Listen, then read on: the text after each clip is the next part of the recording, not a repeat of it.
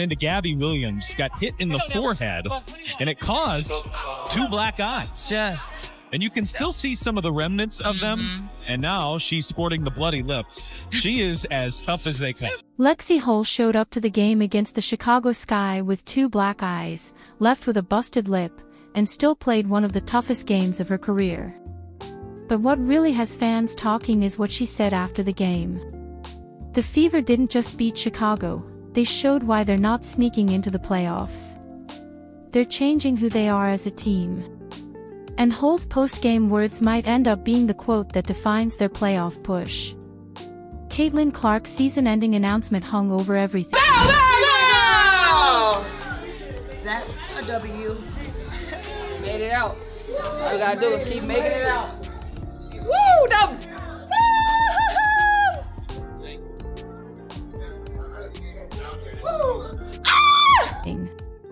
She told fans just before the regular season ended that she wouldn't return because of a groin injury she'd been fighting since July. For weeks, fans hoped she might come back, but when she said, "I had hoped to share a better update, but I will not be returning to play this season," the hope was gone. Clark admitted she worked every day to try to get back and called it frustrating and disappointing. Still, she thanked fans for standing by her and said she was proud of how the Fever grew stronger through all. The Clark released a statement saying this: "I had hoped to share a better update, but I will not be returning to play this season. I spent hours in the gym every day with the singular goal of getting back out there. Disappointed isn't a big enough word to describe how I am feeling. I want to thank everyone who had my back through all the uncertainty. This has been incredibly frustrating, but even in the bad, there is good. The way the fans continue to show up for me, and for the Fever, brought me so much joy and important perspective. I am so proud of how this team has only gotten stronger through adversity this year. Now it's time to close out the season and claim our spot in all the setbacks. The Fever have been dealing with injuries all season. Sophie Cunningham was out for the year. Sydney Colson tore her ACL. Chloe BBY struggled with knee problems. Ari McDonald broke her foot. That's a whole rotation gone. Imagine trying to finish the season with your star, your enforcer, your backup point guard, a forward, and a veteran all sidelined. End of the day, she's been working her butt off to be able to get back, and we've kind of run out of time to be able to do it in a safe way, in a safe manner. And I think we've all been very open and upfront with her long-term health and wellness is the most important thing. To be in a position that you need to be in to play at this time of the year, we just ran out of time to get. Instead of building chemistry, the coaches had to change lineups constantly. Head coach Stephanie White didn't hide her frustration. She said Clark worked hard to come back, but there just wasn't enough time to do it safely. Her long-term health is more important, White said. General Manager Amber Cox agreed, saying the focus had to be on Clark's career, not one late-season win. All of that left Indiana with a thinner roster, but somehow, they're still fighting to take away Clark and McDonald's playmaking, Cunningham's toughness, Colson's veteran minutes, and BB's shooting, and the Fever had no margin for error. Every possession mattered more. Every substitution carried weight. But even though Caitlin Clark couldn't play, she never acted like she was out of the season. She cheered every basket, gave high fives, and stayed locked in on the bench. Cameras often caught her standing, talking, and encouraging teammates. Her leadership still had energy, even if she wasn't on the floor. I mean, it's frustrating, number one, just all the injuries that she's had. Obviously, I wouldn't speak for her, but and the amount of work that she's put in to position herself to be able to play, and then to have to ultimately make this decision. There's disappointment. There's the obvious frustration that's come with not being healthy really for an entire season. But ultimately, I think the big picture is the most important thing, and those are conversations that we've continued to have. And the message has continued to be that it's not her long-term health and wellness and her being 100% when she's ready to go is the most important. Coach Stephanie White admitted how tough it was. Clark worked hard to come back, but her body never let her. White said the frustration was real, but the focus had to stay on Clark's long-term health. The goal was to make sure she could return at 100% when the time was right. That leadership was key because Indiana's playoff spot was shaky. They were sitting in 8th place, just ahead of the Los Angeles Sparks. One loss could push them out. The question was simple: could this shorthanded roster hang on? Could they adjust without their star and still believe in themselves? The Chicago game felt like a test of toughness, not just basketball. Summer and Lexie Hull plays tonight. Boston on a kick out. Mitchell. Oh, she's hot to start.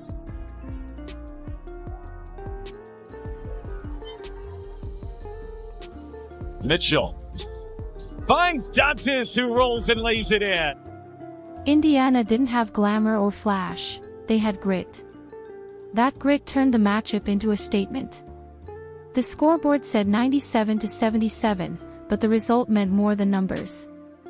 Indiana didn't just win by 20, they swept Chicago 5 straight times this season, winning by an average of 24 points. That's not just winning, that's domination. It showed how far ahead the Fever were compared to the Sky. Even with that dominance, Indiana wasn't cruising in the standings. They were still clinging to 8th place, 1 game ahead of the Sparks. A loss could have shifted everything. Instead, the Fever turned the pressure into fuel, delivering their strongest win when they needed it most. Kelsey Mitchell led the way, scoring at will, setting up teammates, and locking in on defense. Mitchell, will she add to it? Whips it back for Dantas. Kelsey Mitchell putting on a show here in Indy. Look at the spin on the ball. Just one dribble over the head pass. Mitchell's been brilliant on a kick out to Howard. Mitchell bouncing. Howard, the left hand. And then getting a stop on the defensive end. I know Coach Stephanie White is happy with her team with that.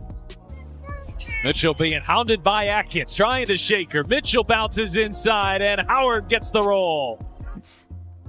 Plays to Howard and Dantas showed her vision and control, and her hot start set the tone for the entire night. It was exactly the kind of performance Indiana needed to remind everyone, they're not back. Here in the first half. Oh, it's Howard finding Sims, who finishes tight quarters. Howard backing in on Williams. Little shake and bake. And the fadeaway. Backing down. Kelsey Mitchell once again carried the Fever, just like she has all season. She scored 20. Came in the second quarter.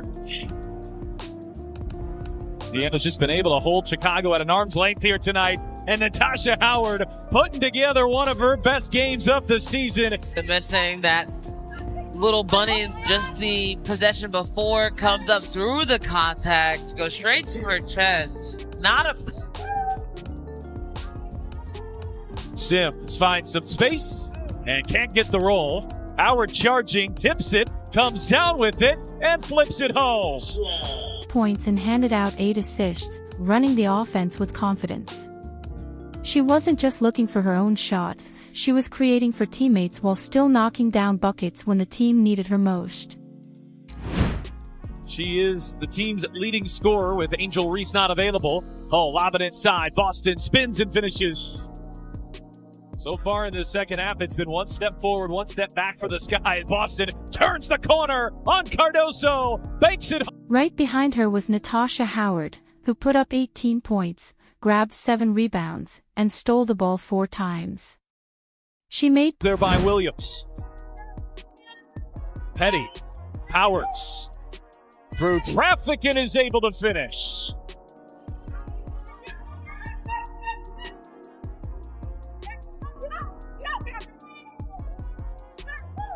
Howard's going behind the back on Bannon, muscles her way to the rim, draws the foul, and flips it home, and one Powers. Plays on both ends, scoring inside and breaking Chicago's rhythm with her defense. Most of her damage came in the second quarter, helping Indiana keep the Sky at a safe distance the rest of the night. Indiana also had 3 more players score in double figures. Odyssey Sims gave them quick guard play and another steady option in the backcourt. Aaliyah Boston was reliable down low, stepping up with Clark out and showing she could handle the pressure as the team's anchor. Aerial Powers brought energy and scoring off the bench, driving through contact and keeping Chicago on its heels. That balance across the roster showed why this was more than just an easy win. It was a full team effort. The stat that stood out most, 27 assists with only 9 turnovers. These players.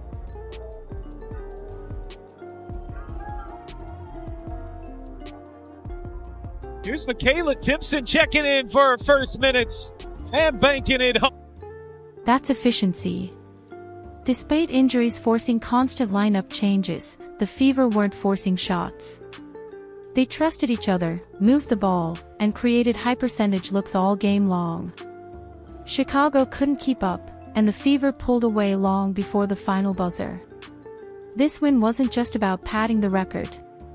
It mattered because it showed Indiana could still play sharp, unselfish, winning basketball even under pressure. The win gave the Fever control of their own playoff path. Beating Chicago again meant the Sky were out of the way, and Indiana was almost guaranteed a playoff spot. With other results going their way, even the 6th seed was suddenly in reach. This wasn't luck, it was momentum. Yes, Indiana won by 20, but the sweep, the playoff position, and the balanced attack all meant more than just another win. The Fever didn't just beat Chicago, they broke them down in every area. It proved this team isn't Powers bouncing. Hull. Oh, had it denied at the rim. Hull looked home free, and I think built around one player. Their identity is toughness and execution from everyone on the roster. And no player showed that identity more than Lexie Hull. She didn't lead in points, but her toughness was the story of the night. Hull came into the game still carrying 2 black eyes from a collision the week before. She didn't hide them. Sky, they just gotta get to their sets a little bit quicker. here's Hull off the Boston screen. She hits, and Indiana is. I love the way that she's been able to elevate her game. The youngsters out of South Carolina, who both are having strong seasons, as Indiana has opened up 3 for 3. She suited up anyway. Then, in the second half, she took a shot to the mouth and walked away with a split lip. Still, she refused to come out of the game. That choice said more about her than any stat line. With so many teammates injured, Clark, Cunningham, Chloe BBY, McDonald, Indiana needed players who would push through. Hull did exactly tonight at 14 minutes off the bench. Turner gets inside, kick out. Hull who buries a 3. Her teammates and coaches see it too. Coach Stephanie White said Hull represents exactly what the Fever want to be, resilient and fearless. That's the kind of respect you only get when you've earned it, and Hull has, by playing through pain and setting an example of what Indiana basketball is becoming. Lexie Hull has become the tone setter for Indiana. She throws herself into defensive possessions and refuses to let a game slip away. Ask anyone on the roster, and they'll say she's the one who holds the defense together. It's not about one night either, her effort is consistent game after game. Her shooting has improved, but her defense is the glue. Against Chicago, the Fever needed someone to slow their guards, break their rhythm, and take away easy looks. Hull did exactly that. Mentioned, whenever she sees you with the 2 black eyes, she smiles in a way because it just exemplifies your toughness. Do you feel tough in these kinds of situations with these 2 black eyes? I mean, that's what people keep telling me. Every time she sees me, she smiles and then she says, "I'm so sorry." I'm like, "You don't need to be sorry. This is what it is." And when I'm playing, I forget about it, and then I go and look at the mirror. I'm like, "Oh shit, he's still there." So yeah, I don't really think too much about it because I don't necessarily feel them all the time. Yeah, and you're still able to see completely fine. Yep. Right. Nothing's changed. All right, perfect. She stayed in their faces, fought through contact, and never backed down. That's why Indiana's defense looks better with her on the floor. She bothers scorers, communicates non-stop, and doesn't take plays off. After the game, Hull joked about the 2 black eyes she's been carrying. She said she forgets about them while playing until she sees herself in the mirror. Reporters asked if she felt tough, and she laughed it off, saying it just is what it is. But her answer after the win was what stuck. She said they resilient, nature of our team. I think one other thing that sometimes goes missed is just the character of these women, right? Especially this group that's been here, that's gone through all of this, and then the ones that we brought in with O and Che and AP. I mean, these are women who care about winning. These are women who care about one another. These are women who sacrifice. Fight every day for their injured teammates, and that the bruises are just proof of that fight. That moment made her more than a player having a career year. She became the symbol of what this Indiana team is about: resilience, toughness, and playing for each other no matter who's hurt.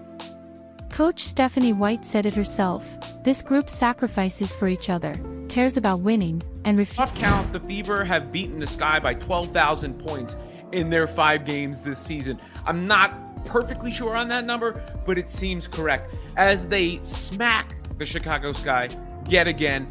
Basically, they've already been in a good playoff position, but cement a hold on a playoff